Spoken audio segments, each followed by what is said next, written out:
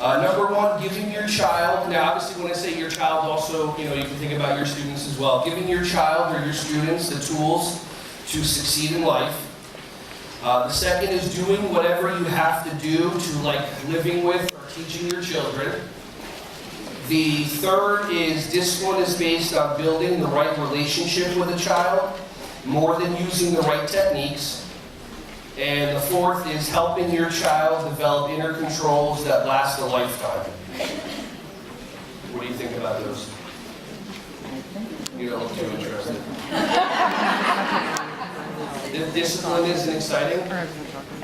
Alright, let's try something a little bit differently. If you're listening, hands in the air! If you're listening, touch your nose. If you're listening, touch your ears. If you're listening, touch your toes. Oh boy. Are we going to have to go over head, shoulders, knees, and toes? Or should we just get started? Okay, just check. Alright, let me ask you a question. What's the difference between the way that I'm being right now and the way that I was being about 30 seconds ago? Okay, say this one person yell out loud. More energy. More energy. Okay, what else? Wow.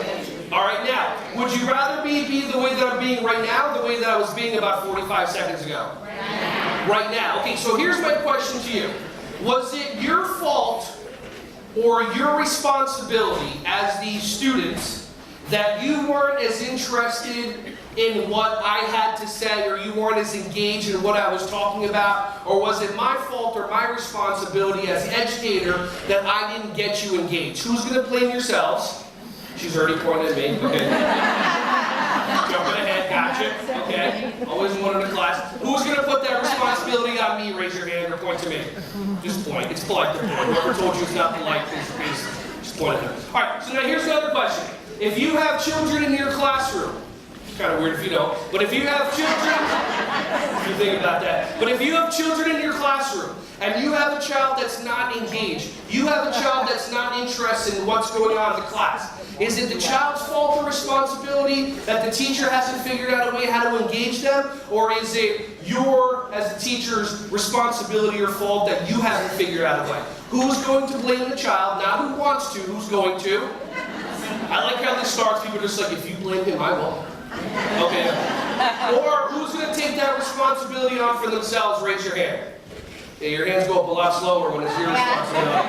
But when we're blaming you, it's a lot easier. Okay, so this is the thing. In my world, and this is just my world, in my world, not this, but here. In my world, everything is about choice, okay? You can't get anybody to do anything that they don't want to do unless you figure out a way how to get into their brain and get them to choose to do that thing that you want them to do. For example, how many of you ever get into an argument with your husband or boyfriend, significant other, and they tell you, relax? Oh. And you immediately, and then they said, take a deep breath. And you immediately go, oh, thank you, honey, I feel better. Let's continue the conversation. No? But how come when your kids are throwing a fit, you tell them to relax, you tell them to take a deep breath, and you expect them to do something that you would do? I mean, you expect them to do like the opposite. Does that make sense? See, everything's about choice. We communicate so ineffectively with our children, yet we think we're communicating effectively. We say things to our kids that we would never accept for ourselves. Finish this sentence. You get what you get. You don't get upset. Of course. Now, go out to dinner tonight. Order your favorite. I need a thought. Just somebody raise your hand. Be a good listener. Bubble your mouth. Okay. Raise your hand. Tell me what's your favorite meal. Someone raise your hand. See how hard it is? You wonder why your kids don't listen. Okay. One person. All right. What's your favorite meal? Spaghetti and meatballs. Spaghetti meatballs. So you order spaghetti meatballs from your favorite Italian restaurant, and the waiter brings you out this big Caesar salad for dinner. And you say, excuse me, as politely and respectfully as possible, I didn't order this, I ordered spaghetti and meatballs. And he turns to you and says, you get what you get, and you don't get upset. Who's going to take that? Some of you might, oh, he's having a bad day, people please. allergies or whatever. Okay, so this is what I want you to understand. We're going to go on a journey. And the journey is going to be a journey into your own mind. And it's going to be a journey to have you understand and experience what we say, what we do, and then what really works. See, in my world, if something doesn't work, don't do it. Billy, come here, Billy. I'm only going to say it one more time. Billy. Now you're going to say it 5 times till the vein in your head. Billy. Doing the same thing over and over again and expecting a different result. What's that called? Insanity, crazy. Okay, how many of you drive yourself insane in your school, in your classes? And it's okay, you know why? Because maybe you don't know another way to do it. And that's okay, that's what we're here for. We have to put, here's the thing though, for this workshop to be effective, for this workshop to be powerful, we have to put something at stake. I know you love your staff development workshops. You're going to be disappointed. There's no PowerPoint. I'm sorry. Okay? We're actually going to be communicating with each other. We won't be texting or Facebooking or tweeting or all this other stuff. We'll actually be talking to each other. Okay? I want to hear from 3 people. Why did you become a teacher? Because everybody has these worksheets. Okay, you're getting it now. So the first thing on the worksheet, okay, it says, why am I a teacher? If you don't have it, just raise your hand. And you guys can still hold your hands up and listen to the conversation. I want to hear from 3 people, why did you become a teacher? Now, I don't want to hear I became a teacher because I'm here to help children and I'm looking for the opportunity. Okay, I know no one's going to say, I became a teacher because of the salary. Okay? Police officers become police officers because at some point in their life there was either a police officer there at a certain moment in their life where it made a difference for them, or something happened in that person or that child's life and they turned out wishing there was a police officer there, so they made a decision in their mind, I'm going to be a police officer so something like that doesn't happen. Okay, same thing with doctors, same thing with a lot of things that we create in our lives are because of little moments that happen when we're little kids. Okay, so I want to hear from 3 people, why did you become a teacher? If I think it's going to be kind of like a BS answer, I'm just going to do a very respectful like that for you, okay? Now, just to let you know, I'm going to pre-frame a little bit, preface, okay? This is a politically incorrect workshop, okay? Good. Now, the reason why is because politically correct is impossible. For me to be able to run a politically correct workshop, I need to psychically read every single one of your minds, know every single thing that's happened in your life, so that I know not to say something that would offend you. Is anybody here think that's even reasonable or possible? Okay, just checking with you guys. All right, good. Okay, that's the whole entire point, because why we talk about political correctness is we're going to be talking about responsibility. And the responsibility is what's going to give you the power in your classroom. Some of you may feel like you don't have as much power as you want to have in your classroom. Some of you crack the whip and your children are disciplined and everything's fantastic. You can leave. Okay, but now, those people... Okay, one person's actually leaving. That's awesome. Okay. Hey, listen, if you got it, you got it. So I'm out of here. I want to hear from 3 people, why did you become a teacher? Who, like, for example, I know why I became a teacher, and I also know why I like to have things fun. Like, I can't do anything boring. It boggles my mind. The reason was because in 11th grade, I couldn't stand school. 5th grade, 6th grade, I had teachers that would go with, here's your homework, here's your this, here's your that, you know, hope you love learning, you know, okay, great, fantastic. I had an 11th grade teacher, Mr. McAvoy. I went to school in East Brunswick. I went to, in East Brunswick High School, I had a teacher by the name of Mr. McAvoy. He came in, this is how he set up the class. It's a history class. Woo! You know, very exciting. You know, and the only reason we know history, you have to learn history because history repeats itself. Can you say something else? Nope, that's all I got. Okay, so, that's what somebody else told me. It repeats itself just like I am right now. So, he came into the classroom and he's like, this is what we're going to do. Every week we're going to have a quiz on Friday. We're going to study on Monday and Tuesday. Whatever you do at home and in your groups together will determine if Wednesday and Thursday we study some more, or if Wednesday and Thursday I just tell you war stories. And I just tell you silly stuff. And we're just like, all right, well, what's going on here? Like this seems like fun. Are you sure you're in the right spot? So he tests us out. We have our first quiz. Half the kids do good, half the kids do bad. We spend the next Monday, Tuesday, and Wednesday going over the exciting world of history. And then Thursday, he spends all day telling us jokes. And in Vietnam, he did this. And there's stuff that you would not be allowed to talk in school about because it's fun. So what happens? So then the next week, we start realizing, wow, we want more of these jokes. And it was amazing. The people in the classroom, without even his guidance, the jocks, the nerds, the dorks, whatever it was, the kids, the burnouts, whatever you wanted, everybody was like creating groups together to work so that we would help the other kids rise up because we wanted to hear more jokes. And it worked amazingly because that was the only class that I got an A in. It's because I wanted more jokes. I mean, I listened to an interview years ago. Adam Sandler was talking about, in high school, he had a teacher, it was the last period of senior year, he had a teacher that pretty much said to him, look, you're disrupting my class. No duh, okay? You're disrupting my class. What I want you to do is this. If you don't disrupt the class, Monday, Tuesday, Wednesday, and Thursday, on Friday, for the last 15 minutes of class, I'm going to let you come up in front of the whole entire class and do 15 minutes of stand-up comedy. Next week, he did no peep Monday, Tuesday, Wednesday, Thursday. Friday, he did his whole entire 15-minute routine. I think that pretty much worked out for him, right? Yeah. You know, producing. I mean, I may be the only person in the, in here that actually likes Adam Sandler. Does anybody here like Adam Sandler? Really? Good for you. What'd you do? What'd you look so good? I don't get it, and it's hysterical. Okay? But then again, I have a 40-year-old sense of humor, so it's perfect. So I want to hear from 4 people. Why did you become a teacher? Right? I want to hear 4. Now, does that mean that everybody starts talking to each other? Or does that mean that 3 people raise your hands? Okay, good. All right. Yes, ma'am. Can you yell out loud, or do you want me to throw the Jerry Springer mic at you?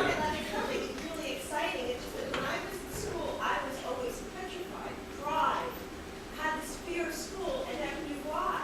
And I always felt like I could relate to the kids when they were uncomfortable in school. For some reason, I think I do have this. I have a way to relate to them to make them feel more comfortable, make them feel loved. And I think that's one of the reasons why I went into teaching. I like that. That works. Okay. All right, awesome. All right, thank you for still being a teacher. I appreciate that. Okay. All right, somebody else from this side. Why did you become a teacher? Nobody knows. Okay, we're going to go back to this side. Some of you were still asking yourself that same question before you walked in here. Okay. Yes, ma'am. It's actually a second career. I was in business for 12 years. Okay. And then I was home for 7. And then I was involved with the schools, and I love toys, as my staff will attend to. Understood. And I just thought it was a great way to bring my love of toys and bring the excitement to the classroom and have some fun. Nice. Okay, so a love of toys and bringing excitement to the classroom, because everybody here can attest your classrooms are the most exciting in the world, right?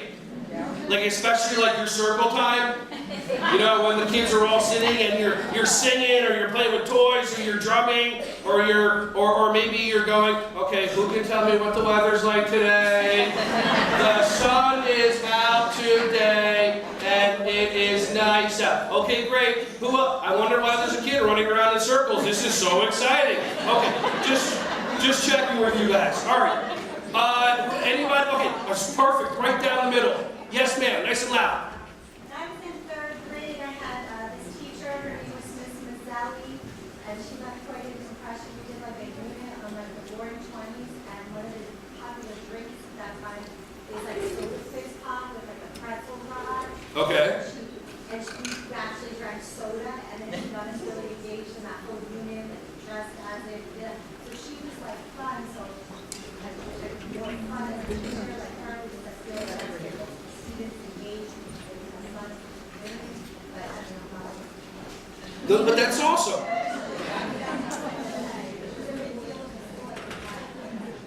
Okay, gotcha. Okay, so this is what I want you to do. I want you just to write down on that piece of paper 2 sentences. Why did you become a teacher? Maybe like somebody was there, someone was a role model, something happened, whatever it was, okay? Because this is what we have to put at stake.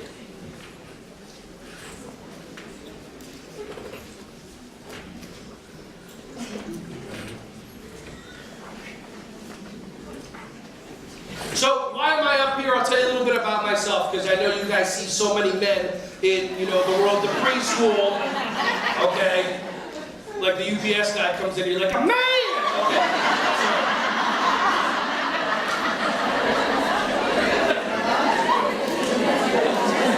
Especially when they're rocking the shorts, right?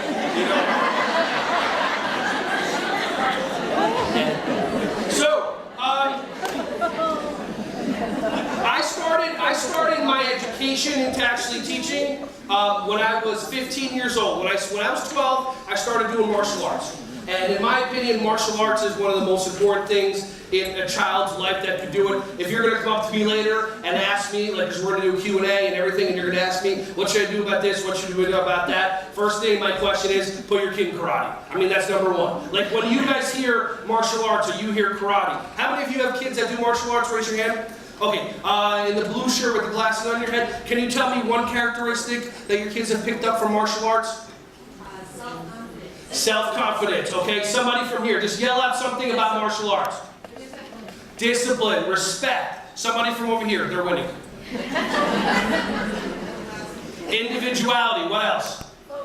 Focus. Okay, self-respect, self-confidence, individuality, focus. But if you watch a karate class, you talk about that for 2 or 3 minutes, but all they're doing is really punching, kicking. But how do they learn all that? Because in the martial arts world, respect and discipline is mandatory, and it's the first thing that you're taught. This is your sensei, you come onto your floor, you bow in, and then you start the class, and the instructor is there to discipline. Remember when discipline used to be a positive word? And now discipline, oh, you discipline your child? Yeah, they listen. They do? I mean, so it's weird. So when I started teaching martial arts, I was 15, going on 16. I was testing for my first black belt. And what happened was I joined something called the SWAT team, Super Winning Attitude Team.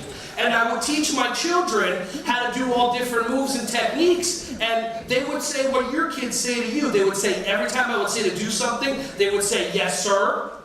Right? To the female instructors, like when all your children, when you give them instruction, all your children say, yes, ma'am, and they do it immediately, right? Oh, you're laughing? What do you mean? Your kids don't... So that's the world that I came from. Now fast forward, I'm going to college trying to figure out what I want to do. My first degree is in business. I'm almost done getting my master's in education right now. But back then, I didn't really have a full understanding about education. But I started going to a karate school, and this karate school was unique because the husband was an elementary school teacher, the wife was a preschool teacher. About a year before I met them, they both quit the school system around the same time due to something called, I don't want to pronounce it right, politics? Is that how you say that? Okay, so they left, and they opened up a karate school, and I started working with them for about 2.5 years, learning how to teach children martial arts, but developmentally age-appropriate programs. So like literally, I would have to write lesson plans so that students will be able to learn this technique. So he taught me how to work with children ages 6 all the way to 18, and then she taught me how to work with children ages 2.5 all the way up to 5. And then she wanted to have another child, so literally she was training me to take over her program for 9, 10, 11 months, whatever it was.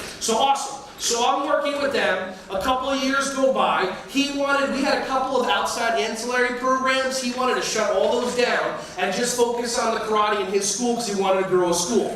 I believe that karate should be out as much as possible to all the kids, so that's why we went our separate ways, still had a great relationship, it was awesome. November of 2004, I'm running a karate birthday party, and a director of a Goddard school came up to me afterwards and she's like, oh, well, can you do this type of program in a preschool? Because it was interesting. It was actually a birthday party for 2.5 and 5-year-olds because I think the 2.5-year-old's birthday was in October and the 5-year-old's birthday was in December, so they kind of, they just put it all together. So she came up to me, she said, can you do this type of program in preschool? Like, do you have lesson plans and curriculum? I said, absolutely, 100%. Note to self, create lesson plans and curriculum. Whatever. How hard hard could that be? You don't spend that much time on it, right? Okay. So, do this. Okay, then I went back and really put them into effect. So the first time, so January 16, 2005, I walk into the preschool for the first time. Now, like I said, for the first time. And we're supposed to do three or four 30-minute classes, 9:30 to 11:30. We later moved at 9:45 to 11:45 because the kids had to, I guess they were snacking. You gotta feed these kids like all the time. You know, so I gotta grow, I gotta feed them, wow, whatever, get a job. So, all these kids they started snacking them, so they're like, listen, I know you're set up for 9:30, can we start at 9:45? I'm like, fine. So whatever, I just took my time. So what I started doing, oh wow, is it better like this or better like this? Better. Thanks for no response. Okay, wonderful. Okay. Because when you ask your kids the same thing, they just look at you. Okay. So, first thing I did was I just started putting my poly spots out. You guys have these in your school? I love these things. Because when I moved to my new apartment about 3 years ago, I have a big old couch.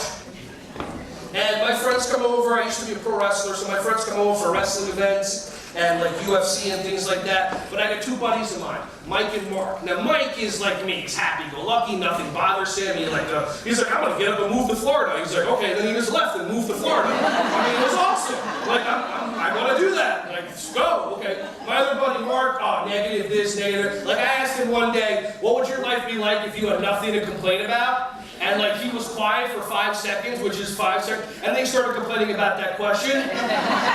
Does anybody know anybody in their lives that if they had nothing to complain about, they wouldn't know what to do with them? Yeah, she's raising her hand. Yes, somebody, you're going. Okay.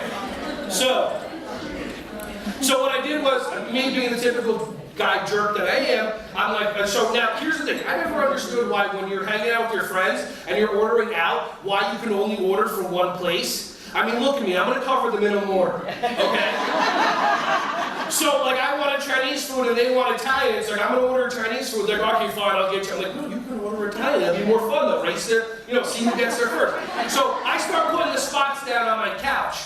And I'm like, the person that sits on this spot first gets to pick where we're going to, where we're ordering from. Now, Mark, dude, I'm not one of your 4-year-old kids at your stupid preschool. And this, I'm not doing that. All of a sudden, I corner my eye, I see Mike.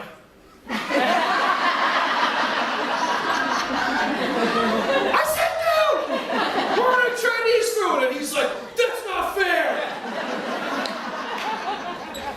So I put the spots down, and now here's the thing too. I never, like, when I was growing up, I'm 39, when I was growing up, like, I went to kindergarten when I was like 5, and before that, like, preschool was home.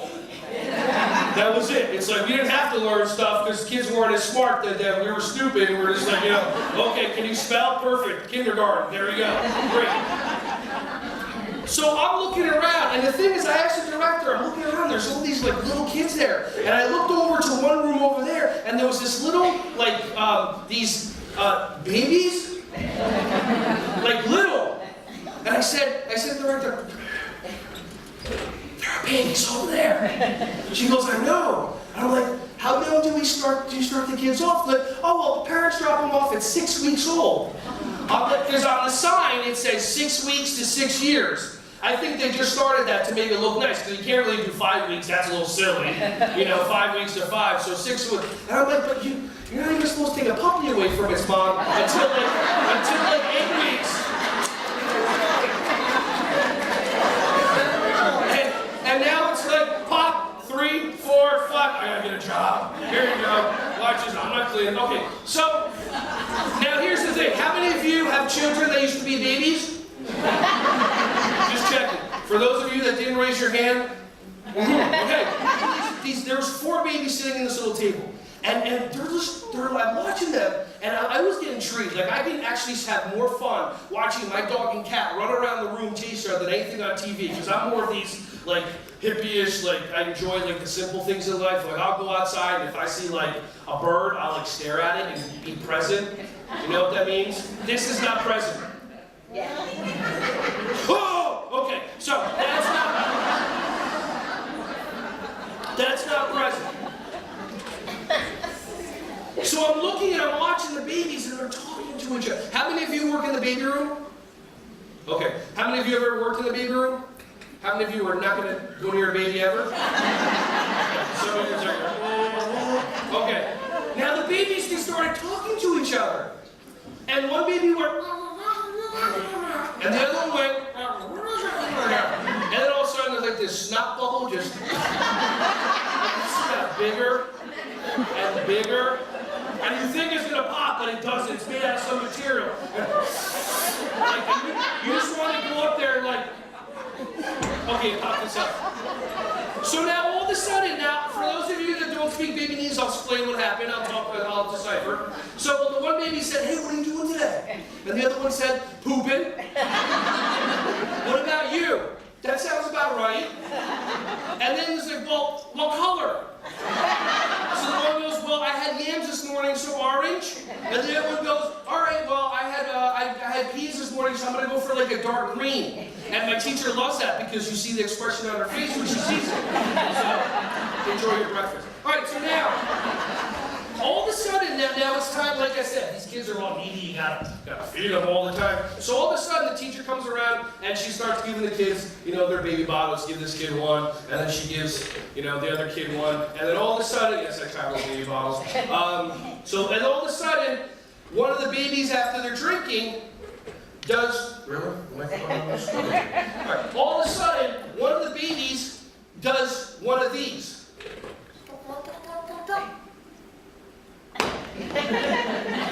So happy that didn't go off the stage. Okay. So, and then all the babies stop. And they look at the bottle on the ground, and they look at the baby, and then they look at the teacher, and they all go. And the teacher goes, no! Because that always works, right? And then all of a sudden, I could imagine, literally the teacher felt like she was like,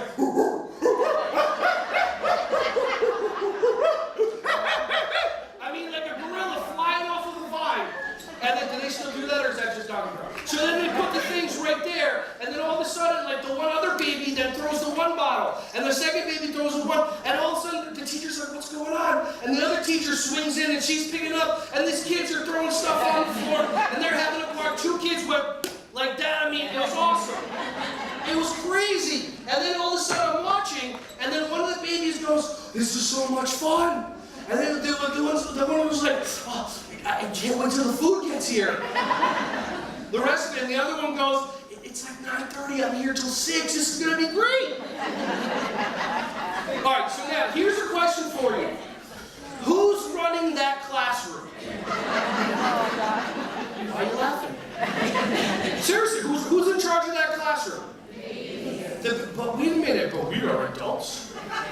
I graduated at a hat, and I went like this, and I went to the other side, I went live, and everyone else did it, so I did that. Okay, so the babies are running that classroom, but we think we're running it. We're not. Consider, now here's the thing. We're going to use a couple of three-word phrases, not four-letter words, three-word phrases. You can use those under your belt, okay? One I'm always going to ask you is it working? Meanwhile, okay, is it working? If anything that you do is not working, don't do it. If it's working, do it. If you try something over and over and over again and it's not working, but you don't have another solution, ask somebody else. It's okay. How many of you know everything? How many of you want to raise your hand? There's so much that you don't know. And there's so much that you don't know. And it's okay. See, here's the thing. You're looking at me like it's all serious, but how many of your parents think they know everything about raising their kids, and they know nothing? Yeah. Oh, now it's everyone's, the parents are not here. You can do what you want. They're not. I mean, here's the thing. If you went to a mechanic, are you going to go to the mechanic and say, listen, I think the alternator cap needs to be reversed by a distributor? But no, you let the mechanic give you the idea. If you get an attorney, are you going to tell the attorney, I think really the defense should be this, and then, no, you let them do it. But it boggles my mind why a parent will come up to an educator who went to school for education and then tell you how to raise their kids. Isn't it like ridiculous? Because something in their mind kicks in that if they made a mistake with their kid, they feel something horrible. Anybody have any kids that lie? Yeah, they all lie. Every kid lies. Oh, I lie, of course. And when I ask a parent, "Oh, are you saying my child's a liar?" Yeah.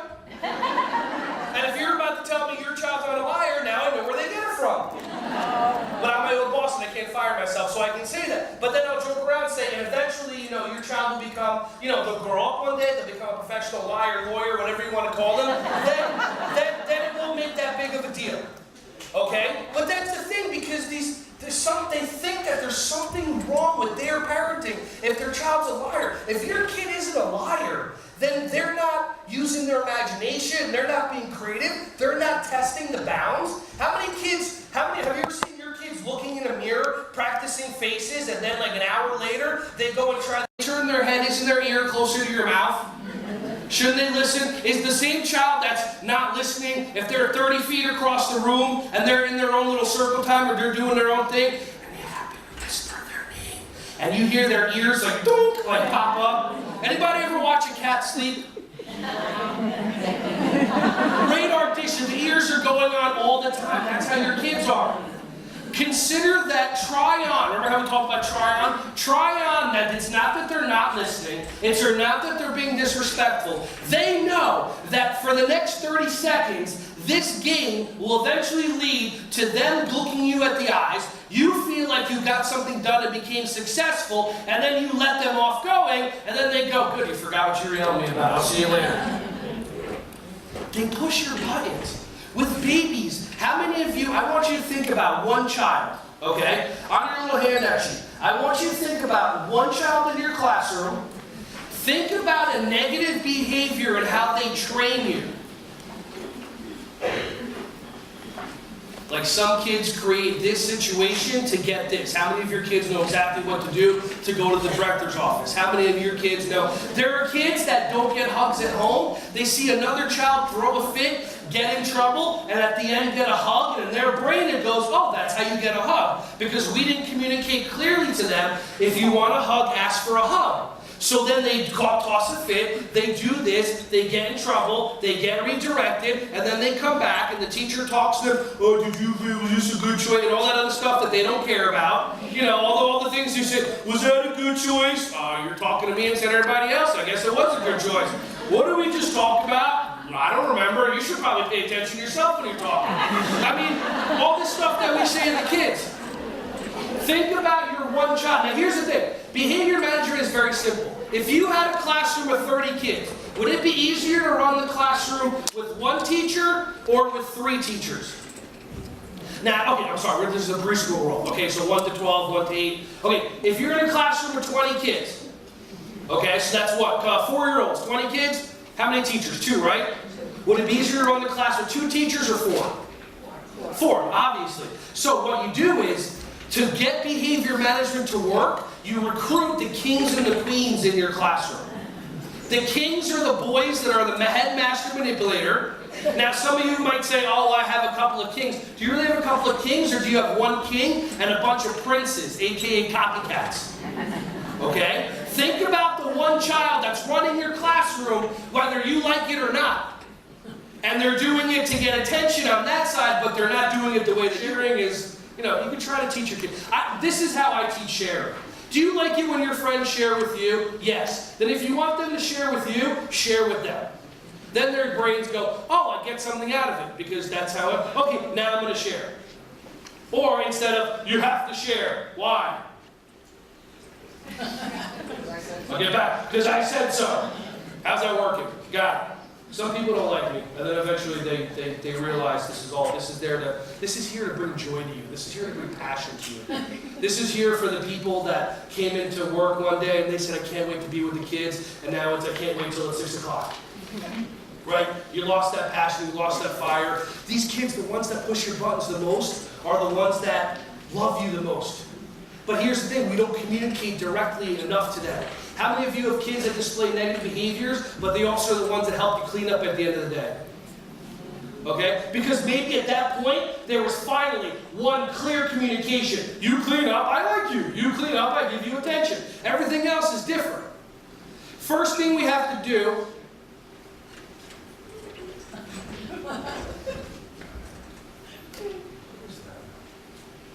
Okay, so for those of you that look, that's called a pattern interrupt. No, half of you guys didn't even bite. Fine, you're looking.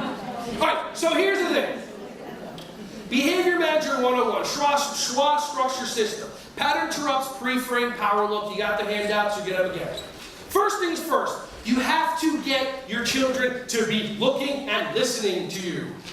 If they're not doing that, you're not going to get their attention. What was the first pattern interrupt that I used during this workshop? Change my voice, touch my nose, touch my this, touch my that. Absolutely 100%. You have to pattern interrupt them to get their attention. If your pattern interrupts are not, this is not an effective pattern interrupt. Joey, Susie, Billy, Shaquita, John, Ansh, whatever, just yelling their name doesn't work. Okay? If it works, it doesn't work.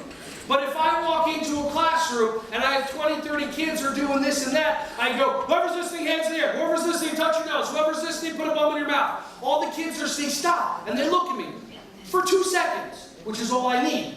If I walk in, now here's what they do. Before I say the next couple, remember, you're preschool teachers working in a preschool. You're allowed to be silly. You don't get to do the NJA teachers, well, we're not entertainers or educators comment that I got this year. And I go, got it. How's it working? How happy are you in the classroom? And her friend behind her is going, like laughing at her.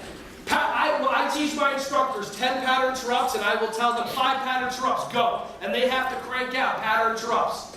If I walk into a classroom and none of the kids are paying attention, and I go, moo. Yeah, you're laughing, but I guarantee you every single child will look at me. Now, here come your stories. Here come your conversations in your head about, I'm not going to do that, that's too silly. That's fine. Enjoy your self-sabotage. Don't be their hero. Let them move on, and don't be happy. Or walk into your classroom and just go, moo. Other pattern interrupts, accents. If you're in your classroom and the kids aren't paying attention and you start doing an accent, it doesn't matter what the accent is. Even if you're in this program and you weren't paying attention to me before, now your ears turned up. And all I have to do is say, get in my belly. And now you're paying attention. Does that make sense? Oh, by the way, see that ha-ha-ha thing? That laughter? Yeah, that's allowed in preschool. If you spent the whole day laughing with your kids, you would have no behavior management problems whatsoever. There's no behavior management problems when you go to a comedy club and you have somebody like Chris Rock, or you have somebody that steals the show and there's no time and no room for side conversation. But if you got somebody up there doing bad jokes, then you want to look on your phone, you want to talk to your friend. If your kids are engaged the whole time and you're having fun, there's no behavior management problems. How many of you just go into if none of the kids are paying attention, just walk into the class. Instead of and starting to get mad, just go, row, row, row your boat. Why'd you sing? Well, I just went like this. Oh, well, what is it? If I went, give me all your money. Everybody buy a book. Why am I still holding this in my hand? I still haven't drank it yet. I don't know. Do you get what I'm saying? You know what I'm saying? Cucumber water. Yeah, my classics. Okay. So the first thing you do is you pattern interrupt the kid. How many of you use a pattern interrupt that you didn't really know was a pattern interrupt, but it works to get their attention? What's one? Okay, young lady in the glasses. Yes. What's one pattern interrupt? I was teaching about lightning and thunder. Okay. And I went, boom! And everybody was booming. Yeah, and how long did the pattern interrupt last? 2 seconds. Perfect. Okay, good. Anybody else got a pattern interrupt that works? Yes, ma'am. I do a trumpet. Okay. And does every single child go? And look. And how long does it last? 3 seconds. Okay. Excellent pattern interrupt. That's fine. Yes, ma'am. 1, 2, 3, 3. Okay. Does it stop every single child immediately and they look at you? Pretty much. Okay. So then what could you do as the champion for these children to change it so instead of pretty much, it's every kid looks at you for 2 seconds? See, I'm going to give you an example. Comedy is very easy. If you think you can't do comedy, you're wrong. Comedy is broken down into say one thing that makes sense, say the second thing that makes sense, and then say something that doesn't make sense, and then the brain hiccups and it laughs. Okay? 1, 2, banana. See, your brain went, okay, right? If I go A, B, C, D, E, F, monkey, right? Your brain goes like that. That's comedy. That's all you have to do. That's just comedy right there. Or even go get jokes. Mushroom walks into a bar. Bartender says, I can't serve you. Mushroom says, what? I'm a fun guy. Then he looks around and he goes, you know what? I'm going to get out of here. There's not much room anyway. Some of you are like, that was not fun. Skeleton walks into a bar, says, can I get a beer and a towel? Explain it to your neighbor during lunch. Okay, that's fine. Bear walks into a bar, says, bartender, can I get an iced cold beer? And the bartender says, yeah, sure, buddy, but why the big pause? Okay, good. So, but these are jokes for adults. You walk into your classroom, you go, knock, knock. Boo! Don't cry, it's only a joke. But then, your master manipulator will see the response of all the other kids, and he'll go right up to you, and he'll go, knock, knock, and you'll go, if you go, I just told you that joke. No, you go, who's there? And he goes, boo. And you go, boo, and he goes, it's all a joke, even if he screws it up. If you laugh, and watch, 20 years from now, that kid's going to be Will Ferrell number 7. Because of comedy. Because you just taught them a way how to get their attention. Here's the next part, the pre-frame. Now look, how many of you had an 8-hour job before doing this? Okay? Okay. How many of you with an 8-hour job had a manager or supervisor that would come by and say good job or high-five you once every 2 hours, 3 hours, something like that? You're laughing. Once a day? How many of you in your 8-hour-a-day job, if you made a mistake, how long would it take you for somebody to let you know? Right away. They may even go find another manager just to come in like Office Space, like, yeah, you didn't do your TPS report, whatever. Okay? We love. How many of you like to be wrong?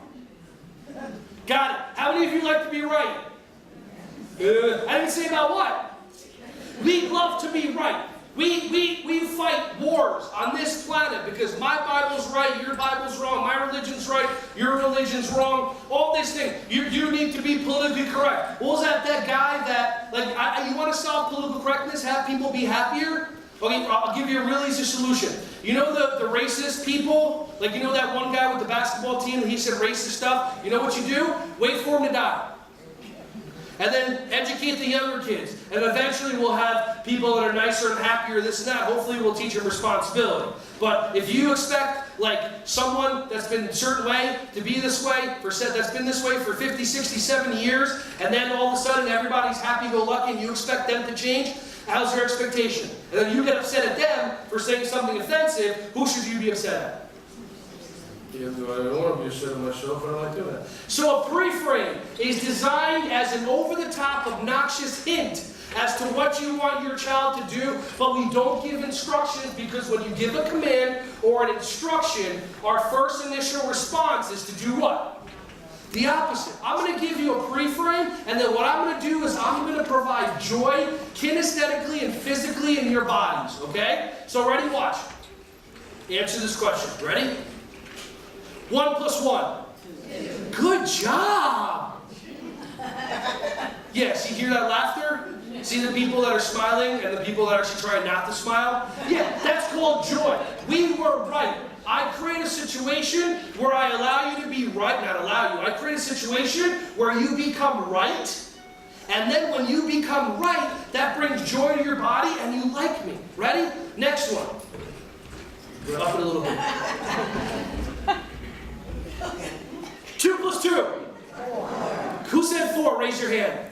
I'm so proud of you. But But you're smiling. Now some of you are going, that's just dumb. I didn't get the answer fast enough. But you got another you going, I got the answer right. Wait a minute. You see that? All I'm doing is I'm not telling you to do something. Okay? I'm just providing opportunities. All right, for the math geniuses, ready? 275 times 0. Good job, whoever got it. All right. So do you get what I'm saying? So now, first pre-frame. Some of you already use this one, so the ones that are already saying before they even know what I'm going to say, I already know this stuff, you may actually be right for this time. Okay? How many of you use I like the way? Okay? Like if you have a classroom of 15, 20 kids, and you say, I like the way you're sitting crisscross. I like the way you're sitting crisscross. What does every single kid do? Crisscross. Now some of you that never did I like the way are going to be so mad at me when this works. That's fine. Okay? We'll be doing a karate program, and we're outside, and I go, I like the way you're standing by the railing, I like the way you're, and nobody's by the railing. And then you have the one little master manipulator going, there's nobody by the railing. I'm like, are you sure? Now there's 10 kids by the railing, and they run over. Okay, first pre-frame. So you pat them up to get their attention. Okay? If you're listening, hands in the air, touch your nose, bump in your mouth, sing a song, do a dance, whatever it is. Then all of a sudden, I like the way you're sitting crisscross, I like the way you're sitting crisscross. Second pre-frame, an auditory pre-frame. Okay, let me ask you a question. Is my favorite TV show on right now? Let's see, what do I watch? Okay, is my favorite TV show on right now Grimm? Or is my favorite TV show on right now Walking Dead? Who said Walking Dead? Good job! How'd you guys know? How'd you know? The way I said it, I changed tone of my voice. Is my favorite color blue or is my favorite color purple? Good job! You see, it's that high five thing. It's that energy that you give. Do I want you running or do I want you sitting? Crisscross. Crisscross. Do I want you to go right to your table from outside or do I want you to wash your hands? As opposed to, wash your hands. Did you wash your hands? Wash your hands. Go wash your hands. Like that. How many kids sit there washing their hands and the water's here and their hands are here? And they're just standing there. Are you going to yell at me yet? How about now? How about now? Okay, good. See, the problem with our society is the way that we set it up is the way we put it on our kids. If you do everything you're supposed to do, you don't get attention for it. And the second that you display a negative behavior, you get attention from the teacher and the other kids. But it doesn't make sense to us when Billy Master Manipulator is sitting at his table and he's actually drawing a crayon and he's doing a good job.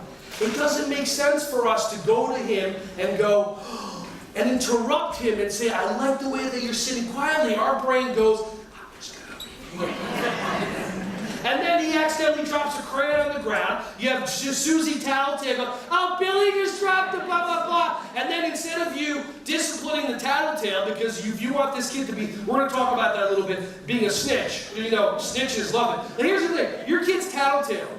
But if there's no consequence, why wouldn't they?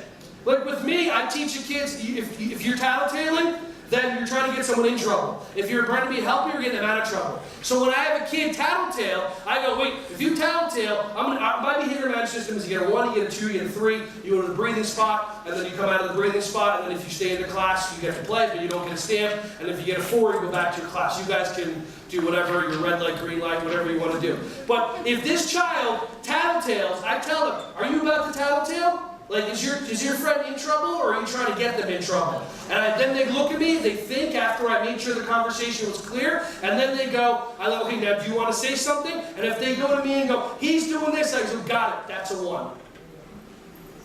It's the same thing as if a kid comes up to you and asks you for something, and then you say no, and then you're upset when they go to the other teacher, and the other teacher says yes. But if you go to court, and you don't like something that the judge says, you go to another court and you appeal it. So all the kid did was appeal it. But you're mad because a kid got one over on you. I'm looking at that kid like, good job, Mr. Attorney. I mean, that's fantastic. Does that make sense? Third pre-frame, visual pre-frame. Do I want you, let me see. Is it hot out? Do I like the cold weather? I don't even know. Do I like the cold weather or do I like the hot weather? How'd you know? Because I'm doing head movements. Do I want you to run or do I want you to sit? Okay? Do I want you to sit up on your mat or do I want you to sleep on your mat? It's very, very simple. And if you get really good at it, then you walk into your classroom when you're there, you want to get the kids' attention, you go, woof, woof. I like the way you're sitting quietly, I like the way you're sitting quietly. Do I want you guys to run around? Do I want you to go to your centers?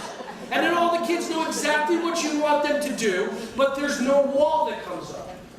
Now, for your master manipulator, for your little one, that you say to them, do I want you running or do I want you sitting crisscross? And they look at you, and they get the big eyes, and they go, you want me running? And they sit there staring at you, like waiting for your face to get mad or upset or whatever it is, and then you give them a response. Here's the problem. You guys have been giving responses and reactions and feeding negative behaviors this whole entire time, and you may not even realize it.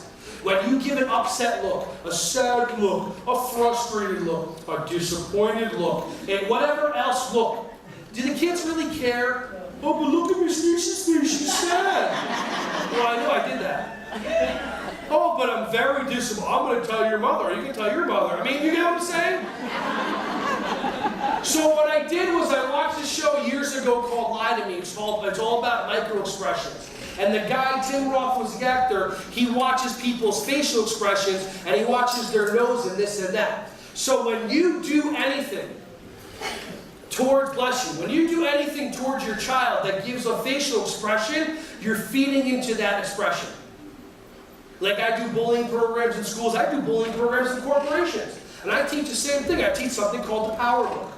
It's the only way not to give a response to somebody that's instigating you. For example, I like the way that you've been a good listener, thank you for being here. I like the way that you're being a good listener, thank you for being here. And then all of a sudden I see somebody displaying a negative behavior that I don't approve of, and I just go,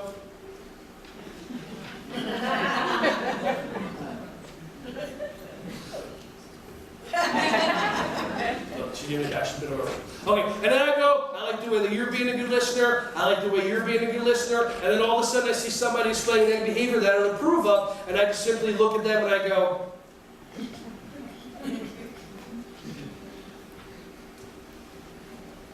okay, so that was good. All right, awesome. I like this. She stuck her tongue out of me like your kids are going to do. Now, what was the expression on my face when I was looking at these ladies? Okay, happy? I hope so. Okay, cool. What was the expression on my face when I was looking at this young lady and this young lady right here? What was the expression on my face? Okay, so someone said disappointed. Let's hold disappointed. What else? Different word. Stern. What's one word? Some people said blank. Okay. Indifferent. Angry. Okay, so who said disappointed? Have you ever had somebody in your life that gave you a look that resembled that they turned out to be disappointed in you? Okay. Who said angry? No, they're hiding. Okay, fine. Okay, so any expression that pops up into your head is your own story. It's your own. Human beings, when they don't realize, when they see something new, you have no choice. You have to go back into your memories, try to figure things out. For example, what color are aliens? Green. Really? How many people have you seen? Right? Green. If an alien came off a ship and looked like us, we'd be freaked out. Like, where's your green? I mean, do you get what I'm saying? We immediately go into that. The power look, greatest tool. When I was looking at you, where was I looking around your facial area? You're saying right in your eyes. Okay. What's that? Okay, oh, book in the eye. 100%, absolutely. That's not what we're doing here. Okay? So anybody that already has a thought in their head, I already do that, and you're looking at the child's eyes, be responsible, be a grown-up, be an adult, and get that's not what I'm doing. Top of the forehead. And I hum a song to myself because even though I've been doing this for 10 years, I still have some kids that are going to stick their tongues out, okay? And some kids that are going to make faces, and my row, row, row your boat in the back of my head stops my internal dialogue going, well, I hope this works, this is really bad, I got 200 people in this seminar, and now if I break, blah, blah, blah. It's going the whole time. Does that make sense? So when you do the power look, what you're doing is you look at the child's forehead, and you hum a song to yourself, and you saw my face go emotionless. So imagine a child pushing every button under the sun and spending months and years getting you to display all these different behaviors and pushing your buttons and playing you like a fiddle. And now you walk into your classroom, and the second a child displays negative behavior, you just go. And then you look at 2 or 3 other kids and go, oh, I like the way, I like the way. Now, you do that a couple of times, and that child is going to start going, okay, what just happened? I used to get this response and this response, and now all these other kids are getting the responses that I want. Let me try it out one more time, and then you just go, and then you move on. And the great part is when there's like 3 or 4 princes around, the king, and the princes catch it first. So they're like, oh, and then all of a sudden, you're just like, but notice, my body's emotionless, okay? Pattern interrupt, get their attention. If you don't pattern interrupt, and I bug my instructors about this too. Oh, pre-frame, they're pre-frame. What did you do before? Pattern interrupt. Okay, pattern interrupt, pre-frame. Tell them what you want them to do without giving an instruction, give them a hint. If they don't do it, you give them the power look. So this is exactly what I do to all my kids. Also too, by the way, if you're having a conversation with one of your kids and you're not at their eye level, it's a bullying conversation. Okay? If I'm standing here and all of a sudden I'm just looking down at you, it's a bullying, it's an intimidating conversation for a child. If you can't just as easily squat down and talk to your kids just like that, then every single time you're about to have a conversation with your child, here's the responsibility. Only if you want the conversation to be effective, as opposed to you just saying blah, blah, blah because you want to say blah, blah, blah. Like, you know that one teacher, she's sitting there working with a kid, little kid comes over and goes, Joey pushed me. Joey, stop doing that. What did you just do? Instead of the other teacher, or this is a responsible teacher. Joey pushed me. Joey's not here. Oh, Billy pushed me. Oh, like honestly, when some child comes up to me and tells me anything, if I don't see it, the only words out of my mouth are, if I see it, I'll take care of it. So it's not the kids that are purposely bugging the one kid that's quiet, and then they learn how to run in front of you, and then you see the other kid that finally blew a gasket chasing, and they know exactly how to get that kid to get in trouble when they were the ones instigating. Does that make sense? Like, in my opinion, I don't believe anything kids ever say. Like, they're all liars, we're all liars, we're adults. Just to start with that. I mean, let's be realistic. So, a child comes up to me. I want to get, some kids are running around. If you're listening, hands there. If you're listening, touch your nose. If you're listening, touch your knees. I'll do. If that doesn't work, I'll go. If that doesn't work, I'll do something else. Then I go, do I want you running, do I want you sitting? And then the one kid keeps on running. And I pattern interrupt again, because I have to get his attention. I go, if you keep running, then here's the consequence. And if you don't believe me, keep on running so I can show you the consequence. And that's when you get, and they stop and they sit down, and then I go, high five, good job, good job. And then have you ever seen your kids looking in a mirror, practicing faces, and then like an hour later, they go and try the same face on you? And if you don't, be more aware. There's classes, I work in Montessori schools, I've seen 5-year-olds hold class on behavior manipulation. This is behavior management. There's behavior manipulation, meaning if you want your teacher to come faster, you have to stomp your hands and your feet together and scream. Now, I'm just setting up for my karate class, so I'm not, getting involved, so it's funny because I'm on the outside of it, and then all of a sudden the one kid does it, he's like, no, I saw one of the 5-year-old comes over to the 3-year-old, kinesthetically starts moving his legs to the rhythm, and then he gets it right, he screams, and the teacher pops her head in the bathroom, goes and picks up, oh, what's wrong? And while she's carrying the 3-year-old off, the 5-year-old and 3-year-old had this eye contact, like, see you next week for class. Because they're training us all the time. It's constant. I want you to think about not just now your babies, but your children in your classroom. Your children spend time. They're there for 8 hours a day, sometimes longer. They spend time pushing your buttons. They're bored. How many of you have a bad day once in a while? Okay, just once. I don't want to hear about it every day. I don't want to hear about it. Okay? So, how many of you have a bad day, come home and there's somebody that has the nerve to be happy there. And like, oh, why are you so happy? What are you, really? And then you know the exact thing to bring up from 6 months ago. And even though you know you're going to get in trouble, you know there's going to be a fight, that person is just way too happy. You'll bring up that one thing. You push their button. They're upset. You're good. 1 second's over. Now you're upset. Now everyone's upset. But you still did it. And you still did it because there's patterns in their systems that run in the back of us, that drive us. But at first you have to understand who's running what. Okay? My request to you, the other 3-word phrase is try it on. Okay? Anybody here go shopping? Okay. When you go to a store and you look in the mirror and you got, let's say you saw the price and it's a dress or a skirt or whatever, you put it on, the price is right, it looks great. The second that you put it on, how long does it take you for you to go yay or nay if everything is perfect? How long does it take you? Right away. So, okay, good. And then you take another piece of clothing on and you put it on and then you do this and you look in the mirror and you go, what's that? Okay, how long does it take you to go, no? Right away. But in both situations, you had to try it on. You had to try it on to know if it's going to work. Okay? That's my request of you. But here's what's going to happen. You're going to have internal things that are kicking in that are going to sabotage you. How many of you have opinions? How many of you have opinions and you know your opinions are right? How many of you have opinions, you know your opinions are right, and you even know somebody that has the nerve to have different opinions than you? And they have the nerve to think that their opinions are right? So here's the thing. A strong person, in my mind, takes on responsibility. I'm asking you to take on the responsibility of being a champion for your children. A champion. That means when you go into school tomorrow, you're not there as just a person that's there. You're their champion.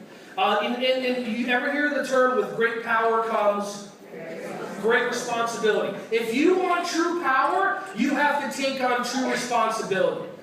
What do I mean by that? The second that you put the responsibility of that child on anybody or anything other than yourself, you take responsibility off your shoulders and you also lose that power.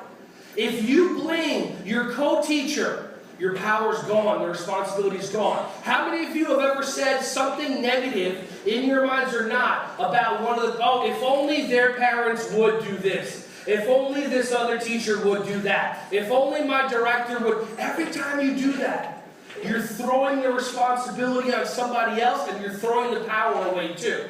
But that's what we do as humans. Political correctness is all about getting rid of responsibility. 20 years ago, somebody made fun of you, you would go home, and your parents or whoever would tell you to toughen up, or even as an adult, you would go and you would talk to somebody, and you would think about, why did this upset me? Why did this bother me? And then you would figure out a way how to get yourself stronger, so next time it happened, you would be a stronger individual. But that's not how society is now. Now, all we do is we look for things that offend us so we can then go tell somebody how much it bothers us. I see that a lot in my 3-year-old karate class. It's called tattling. That's all this society has become. Here's the thing. Somebody comes up to me and tells me, okay, I did a workshop at NJA. Okay, I did elementary school teacher convention. It was 3 hours long. I talked about how much I love the martial arts, love martial arts, love martial arts. I had all the way in the back sat this one lady, and then I told her how I don't like uniforms in my classes. I don't do uniforms because I worked in a karate school. I saw these kids put their uniforms on, take their shoes off, say yes sir, yes ma'am to the instructor, put their uniforms off, take their uniforms off, put their shoes back on, and immediately their mindset goes, Mommy, I want ice cream, I want... No. So I teach, in our karate classes, my instructors, and even we teach yoga and karate together, all this cool stuff. But they just wear like a t-shirt that has our logo on it, and shorts or whatever, because martial arts is a 24/7 type thing. I want these children to get an understanding that respect is all the time. Does that make sense? Anyway, so I talk about karate is great, karate is fantastic, I don't like uniforms. Out of a whole 3-hour workshop, workshop. She comes up to me afterward. My family has been have martial arts schools for this generation. I love uniforms, and I think uniforms this, and I'm offended at, that you said that you don't like uniforms. So I said to her, wait, who's offended? She goes, I am. Got it, and that's whose problem is.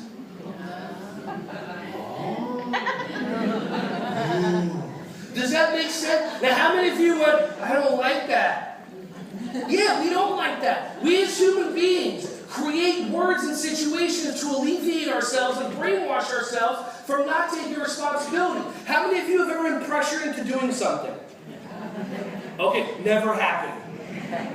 Sorry, this is where the uncomfortable part, but here's the thing. With every breakthrough comes a breakdown first. Okay? So this is the uncomfortable part where you realize how powerful you really are, and you realize how much of that power you have actually not allowed yourself to take on. Pressure, not cabin pressure, not air pressure. He pressured me, she pressured me. No. There was a situation in your life where you made a choice that wasn't the choice that you really wanted, based on whatever story you created about that other person. He's intimidating, she's intimidating, blah, blah, blah, blah. And then instead of taking on that, and then that was a choice that was huge. And then whatever decision you made in your life that now goes to this day, instead of taking responsibility and going, why was I upset? Why did this bother me? How can I do better next time? You just go, oh, she pressured me, gone. It's so easy, especially with adults. But with that pressure gone, there goes the responsibility, there goes our power. I ask you to be champions for these kids. I have in my Google Calendar 4 kids' names 30 years out.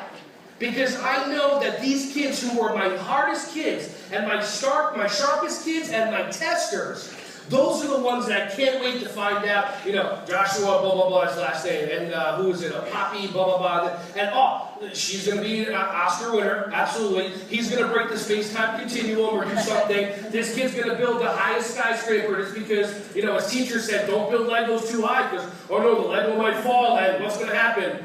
I don't really know, but I know you're not supposed to do it because, and then he's going to build a skyscraper that hits the moon or whatever. I ask you to take on that responsibility. Now, your opinions are going to kick in. Your inner voice is going to kick in. You know your inner voice? Yeah, that one right there. That's asking, all these questions, this and that. Why is he up there sweating? He's not even moving, blah, blah. But whatever. That inner voice kicks in all the time. That inner voice judged me when I said I only have a bachelor's in business, and then that inner voice judged me again when I said I'm almost done with my master's in education. It's constantly going. It's constantly going. And that's unfortunately our sabotager that is in our mind. So when your voices kick in, it'll say things like, you don't know my kids. You're right. Congratulations, you won. Great. Okay. Oh, this won't work for him. I've tried everything. Have you ever tried this technique? No, but I've tried everything.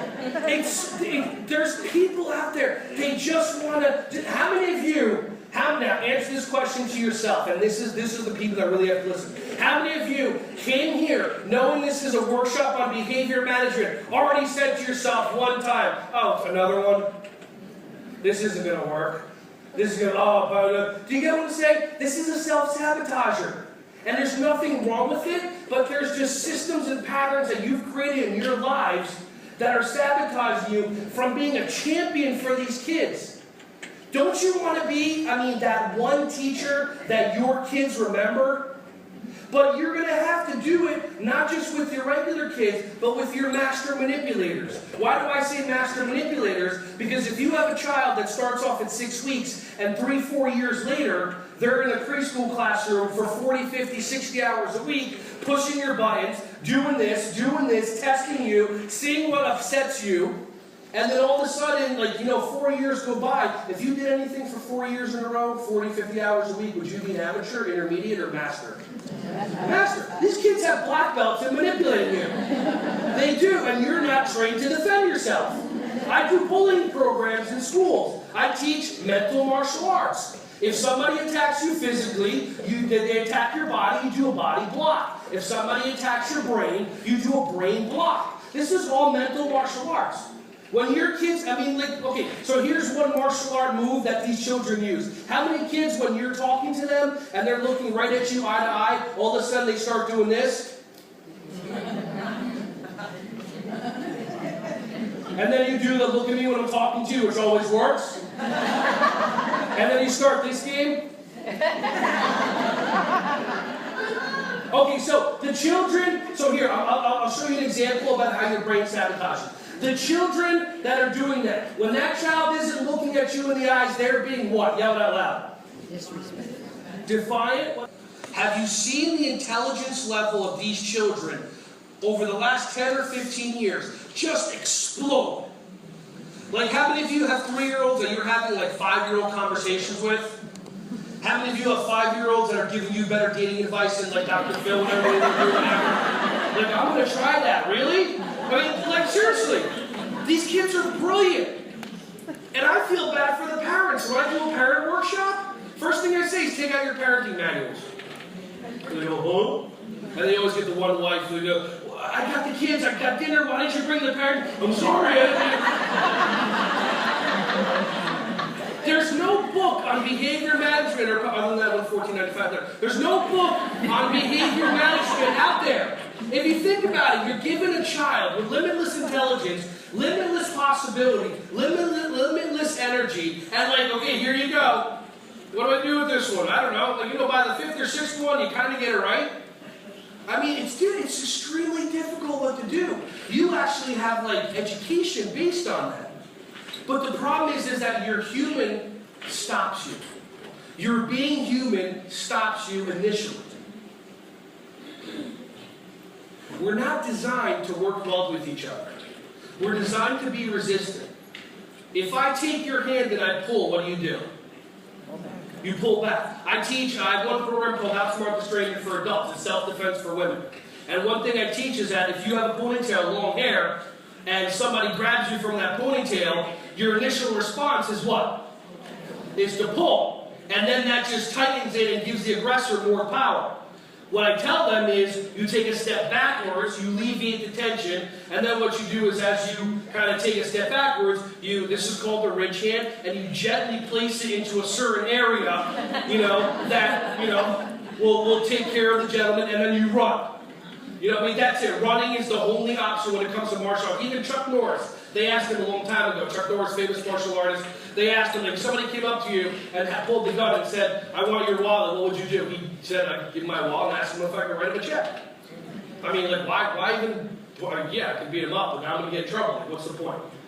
So what I want you guys to start understanding is that when you tell a child to do something, their first response is not to do it, because that's how we're wired.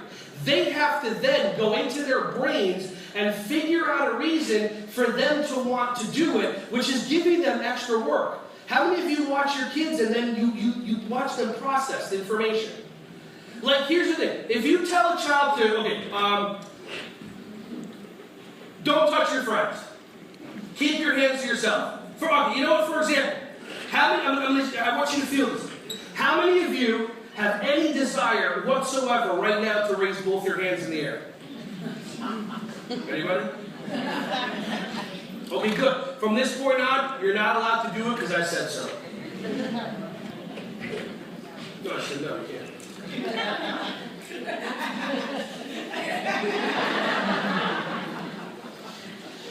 What are you guys thinking about?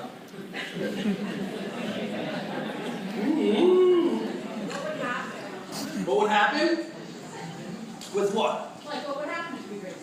Your hands will be up in the air.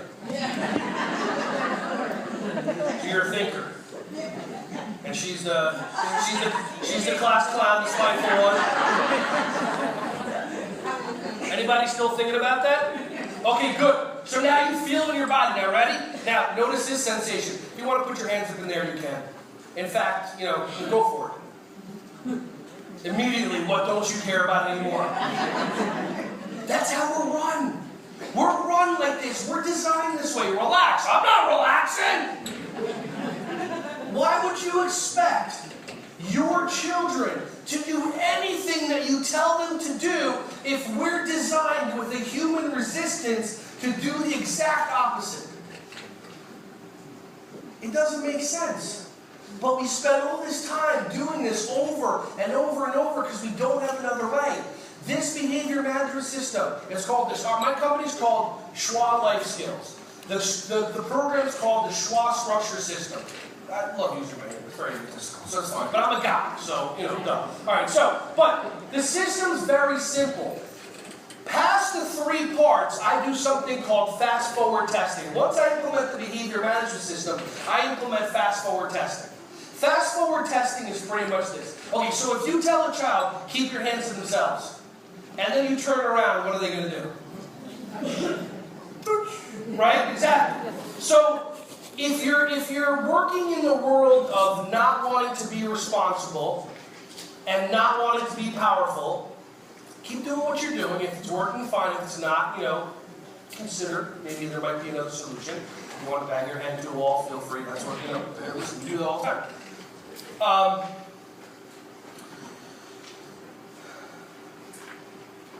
Oh, by the way, too, pausing is not a bad thing. Like, you know how people say stuff and then they go, like you can have a conversation with somebody and then just continue talking and it's okay, so you don't have to, just want to throw that out there. Sometimes I have to take a breath. If you tell a child not to do something, they immediately want to do it. So I do my behavior management system, which we're going to go over in a little, and then I tell the child, do I want you touching your friend, or I want you keeping your hands to yourself? And the kids will repeat, I want to keep your hands to yourself. And then immediately all in going on in their brain is, I gotta touch somebody, right? So what I do is fast forward. Listen, if you give a consequence to a child, and then even have a small, slight expectation that they're not going to test you, how's that working? You give, a cop pulls you over for speeding, writes you your ticket, now his lights are off, he's done, and now he's waiting for you to pull out. How do you pull out? Well, how do you really pull out? Let me turn the signal on. Yeah, right, all the time. We look. How do you want to pull out? You just cost me 10 minutes and I got to speed even faster. That's what I think.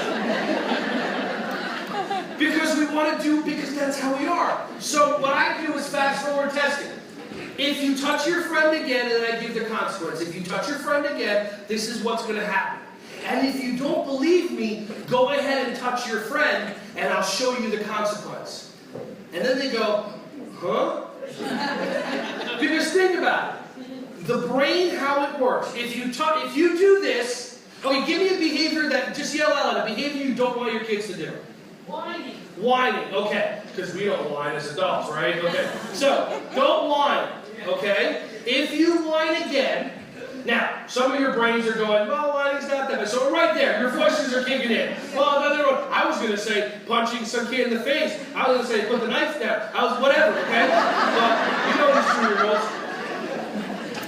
So if you say to your child, okay, do we want, I don't want you to whine. If you whine again, then here's the consequence. Then they're going to go, like that. So say, if you whine again, then this is what's going to happen. If you don't believe me, whine. So now, instead of their brain going into that mode of, I want to do it because you told me not to, now their brain goes into, wait a minute, now you're trying to trick me into getting that consequence. I'm not going to do it. And now in their mind, they powerfully choose not to display the behavior.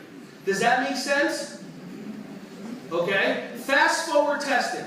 You give them the consequence, and then you say to them, if you don't believe me, then go ahead and try, and I'll give you the consequence. Now, also remember, if you have a consequence that even for 1% of a chance you can't follow through, yeah, just don't do it. Yeah, don't, well, I'm going to call your mother. I'm going to do this, I'm going to do that. You're not going to, you can't take snack away, you can't take lunch away, you can't take outside time away, you can't take nap time away. So don't, do that. I go into a school, and I'm going to get my Yogarati kids, and all of a sudden the teacher goes, oh, well, he wasn't being a good listener, so he doesn't get to go to Yogarati. And I go to the teacher, oh, did the director say that? No. Okay, got it, come on, you're going to Yogarati. At what point, and some of you are going, how dare you? But at what point do you get to, if you don't have behavior management skills, why do you get to use you need to create your own. If this behavior management system is going to work for you, it has to work in your classroom where the director doesn't exist. Nothing exists outside your classroom. You take out 100% responsibility, the world is your power station, and these kids are going to be the future generation of magical kids, and nobody else exists. So now you don't think, well, I have an out. I can send them to the director's office. I can talk to the mom and dad. Or if you think about how powerful you truly are, you can go, all right, so I can try this, I can try that, I wouldn't give up on this. You know what? Let me ask another person. Let me go on the internet. Let me do a webinar. Let me do something where you'll keep on working. Does that kind of make sense? Okay. Positive reinforcers. First of all, that's the thing too, is why would anybody do anything that they don't want to do unless you can figure out a way to get them to do it? Okay? Somebody tell me, why should your children listen? Safety. Safety. Do they care? Just curious. Okay, that's good. I mean, nothing against you, but I want you to realize there's us and what we think, and then there's reality and the kids. And someday we'll bring it together, and that's when the magic happens. What's another reason why kids should listen? What's that? What could be fun? Okay, it could be. Okay, I like that a little bit better. Okay, has anybody here speed? Really? Oh, you go 65 on the turnpike? Yeah, well, you're in the right-hand lane. I fly down the turnpike to Parkway. I don't care. You should go the speed limit because you should do this. No. Then I'll get there slower. I want to speed. It doesn't make sense. So you have to figure out in their mind. Positive reinforcers are the key. And now, some of you, there was a moment in time where children would listen because they did. I remember, my mother would say, do this, and I would say, why? And she would say, because I'm your mother. And I would go, oh, valid point, and then I would go do it. But now, it's the opposite. Do any of your kids ever say this word, no? Yeah, what is that? What do you mean, no? So we use positive reinforcers all the time in our class because I need to get my children and my students to do what I want them to do, but they have to choose it. You get your positive reinforcers also. All the time. Consistently.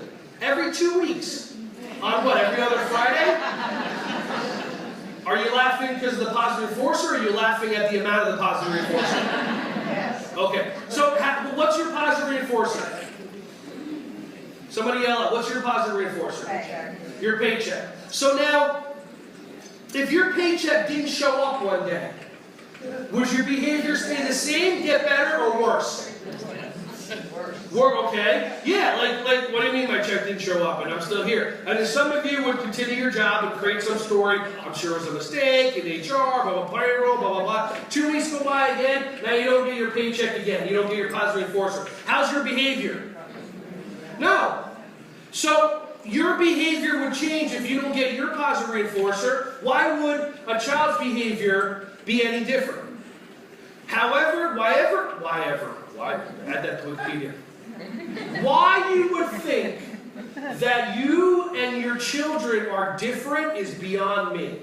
Just because you've been around longer doesn't mean anything.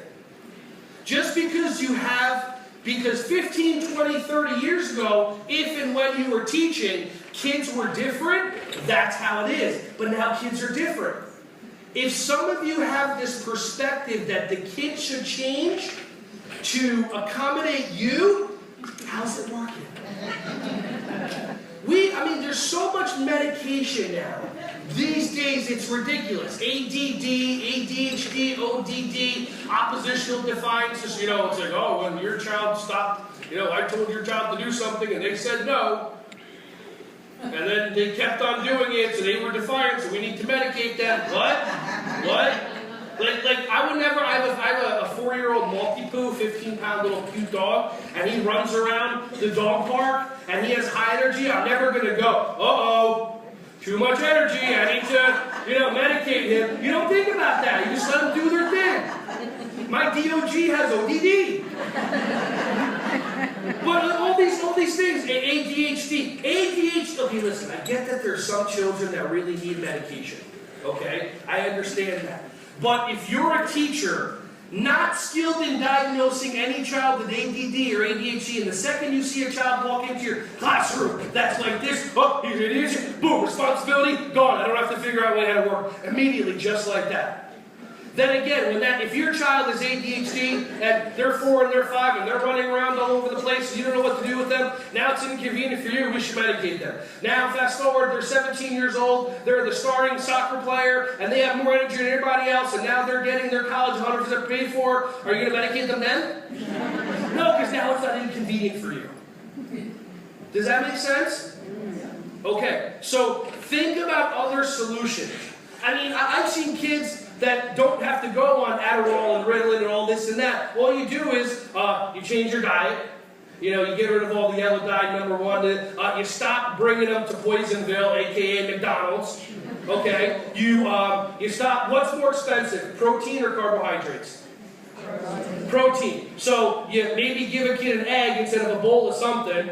It blows my mind. I get done with the class at 11:30. I go watch some of these kids, and the snacks and the food comes out, and it's Carbville, and it's these drinks. Oh, well, it says orange, yeah, but it says drink. It's not the same thing. Oh, but there's some juice in there. Okay, here's orange juice with sugar, and here's this with sugar, and here's your carbohydrate, and now go take a nap for 2 hours. Right? Because if I give you a triple shot of espresso at 9 o'clock and I said go take a nap, what would your response be? I mean, half the time it's just, I have one little boy, his name is Owen. I started doing soccer with him at 2.5. He's now 3.5, 4 years old. Literally. The whole class. And his teachers, one teacher, she's an old schoolman. Owen, he looks at her, he's like, I got your attention, I got your attention, I got your attention. Other teacher ignores him, so he just goes to other things. What do I have to do for him to be able to play in my soccer class? Normally we start the class at 9:30. I get to the school at 9:15.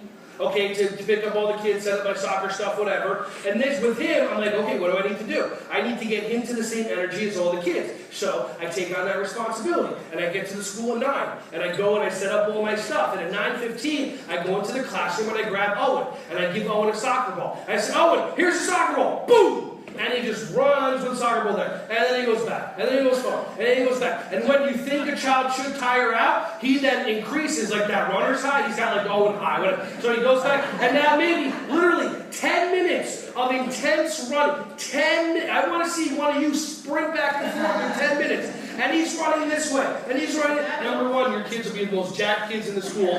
Number two, they might actually be, they're not going to be tired. There's no such thing as a tired child. When they say I'm tired, that means what? I'm bored, exactly. If you got a kid that's tired, maybe it's responsibility. So, Louis C.K., a comedian, said something that I liked. What he said, somebody came up to me, because I came up to him and said, what you said offended me. He said, it's not my problem that what I said offended you. Like I said, it's your problem. If you feel like you have to justify a reason for everything to your kids, then that's fine. But I look at it is like if a child doesn't get what they want in real life, is every person going to sit there and take time and justify with them?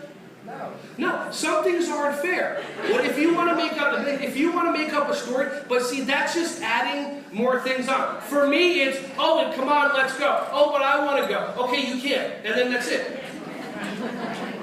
But now you can start the story of, oh, I'm offending them, I'm doing this, I'm doing that. But whose story is that? Do you see how we take, like how many of you have the story that parents should read to their kids? Oh, now I touched the button. Because, oh, of course, but that's your story. That's your expectation. And that's where the problem lies. The problem is this. In our mind, we create so many patterns of things that we set to upset us? How many, what time, today's workshop is done what, 11:30? That's 11, then we do, no, 11:30. Yeah, 11, we're done, and then half-hour Q&A. Is there anything else going on at 11:30? Or are you guys leaving? Lunch? Okay, so you get lunch, and then what time is lunch over? Okay, 1. Okay, an hour and a half for lunch. Good for you guys. Okay, and then you're gone. When you leave here, what's traffic supposed to be like? At 1. Great. Okay, so now here's how our mind works. And this is going to annoy some people, this is going to push buttons, and this may actually have somebody have a breakthrough with somebody in their life that they haven't been a part of. Your expectation is here in your mind. When you leave here, when I leave here, my expectation is there's going to be no traffic at 1 o'clock. Expectation only exists where? In our mind. So now if we pull out at 1 o'clock and there's no traffic, are we going to sit there and go, yeah, expectation fulfilled? No. You just leave and you don't think about it.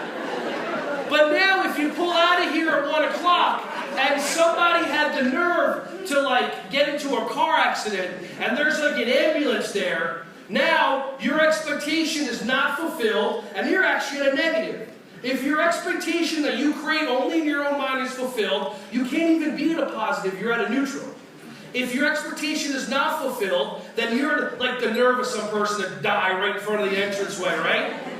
Like how many, but you don't think about, we're not programmed to be responsible and take that expectation and go, well, my expectation was I left here, I was supposed to leave here at 1, and now something else happened, so the expectation I created in my own mind isn't fulfilled, so I should really only be upset at who?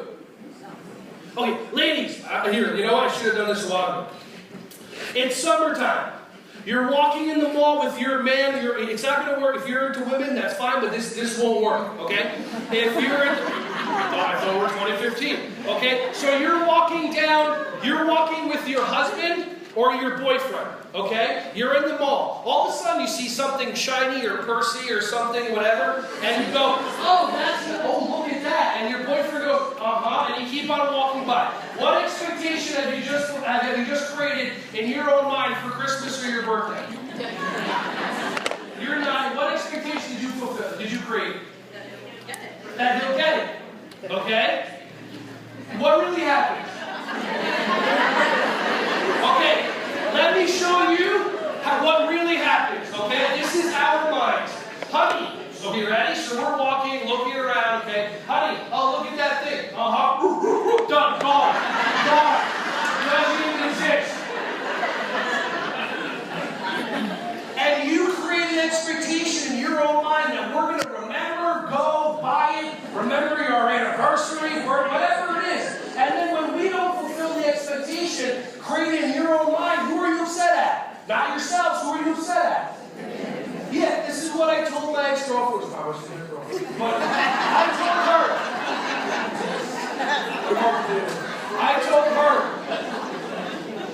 I said to her, if you want me to get you something, number 1, take a picture of it. Number 2, email it to me. Number 3, text it to me. Number 4, make sure that I put in my Google Calendar. Number 5, make sure I put in my Google Calendar a month before. Remind me to get it for you. And then if you really want a chance to get it, shoot me another email for where to buy it for you. And then she's got a shot at getting it. Now you're laughing. Some of you are going, oh. And has anybody here ever met a man who is not oblivious to everything? If you start every relationship and every conversation with a man going, okay, hi, your name is Steve, okay, you're oblivious to everything, okay, and everything's going to be fantastic. Some of you are going, well, because your minds are going blah, blah, blah, blah, blah. But here's the problem. These expectations, how many of you, okay, so the expectation of your children is that they're going to say it's not fair, it's not this, it's not that. Okay? Now, it may happen, it may not. Agreed? Okay, so, what expectation do you put on your children? So that when they don't fulfill it, you're upset at the child, instead of being upset at who? Instead of being responsible for who? Because if you're doing centers and one kid's over in the corner, I mean, how many of you ever had a kid that's just not social? Yeah, but if you're a social butterfly, then in your mind, there's something wrong with that child. But in reality, I would rather spend like 5-6 hours alone with my dog, hanging out in the park, reading a book, or watching something on Netflix than being around 3/4 of my annoying friends. I would, because they're not like unplugged. They're not like they think that all the stuff in there. Oh, she did this. He did. They think it's all significant. It's all real. It's not real. This is all just one big game. We come in. We're here for a little bit. We go out to where we're really supposed to. I mean, that's my opinion. But I'm a guy, so I'm right. Doesn't make a difference. So I was waiting for stuff to get thrown at me. How many of you have expectations of your children's parents? Oh no. And when someone said they get lower and lower. How about? But you're laughing. Embrace that.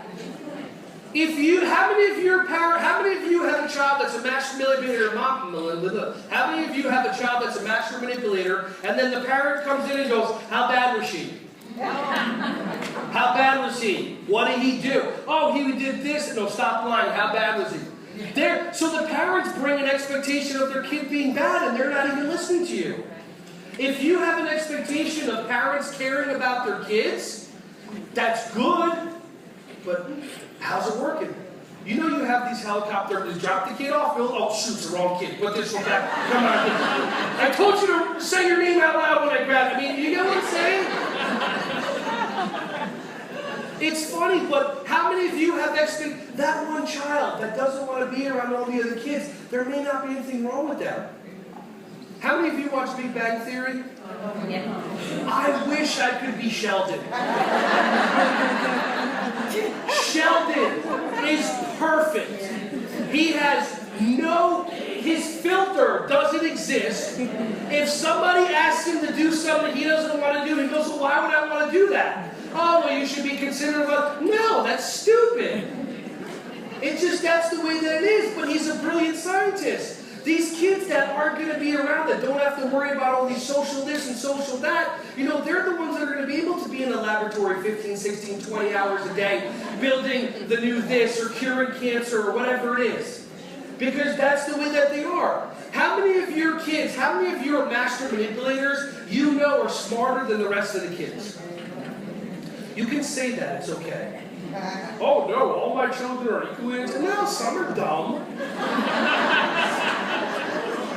That's fine, you're allowed to have dumb kids. Some just are. But if they're happy, I can guarantee you that there's somebody cleaning a gas station right now, whistling, and being happy, and going home to their wife, and they do this thing at night called dinner with the family, while the CEO of some major oil company is traveling around the world, never gets to see their kids. Who's happier? It's happiness. It's not the level of this, the level of that. Here's my request, because I want to get the behavior manager stuff done. We're going to do a whole half hour of Q&A because they told me to. So if you can remember your question, if you have a question, then take the question and put it in your pocket, and then remember it for later or write it down. Okay? Just like the kids. Who knows? So what I do in that situation, I say, "Give me the answer." And I love when the kids actually answer my question. I'm going to give you, so we're going to go a little weird for about 2 minutes. Anybody know what energy is? And then there's something called universal energy that's there to guide you. The same energy that all of a sudden you think about somebody, like, "Oh, I wonder how, they're calling me now." I challenge you to listen to that. Take a breath, listen, consider there's other things that are happening, and we don't know everything. Okay? And just listen to it and see if it does, all I ask you to do is just give me a call, let me know so I can go, "That's so cool." Okay?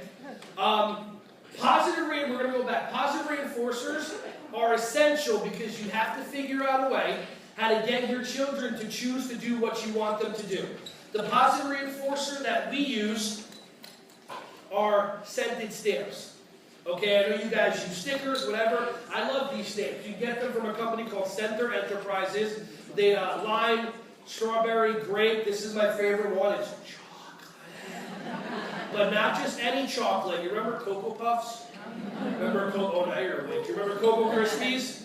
Where you poured all the stuff in the milk and you eat all the whatever that carby stuff was, and all that's left is just a bowl of chocolate. Right? So,